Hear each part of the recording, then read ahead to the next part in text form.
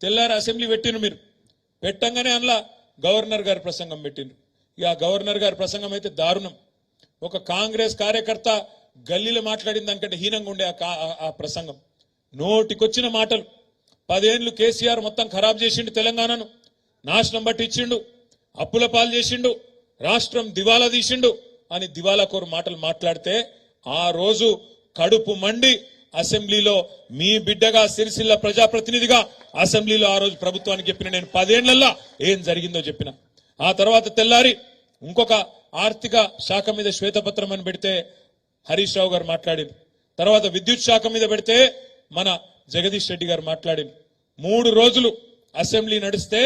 3 రోజులు మన పార్టీ తరఫున మనం కూడా సమాధానం చెప్పినాం మంచిగానే సమాధానం చెప్పినామా మంచిగానే చెప్పినామా లేదా పెట్టినాం మరి మీరు ఒక్కసారి ఆలోచించుండ్రి కేసీఆర్ గారు పంపిన 3 సైనికులే గట్ల మాట్లాడితే కేసీఆర్ వస్తే ఎట్లుంటుందో ఒక్కసారి ఆలోచన చేయండి అసెంబ్లీకి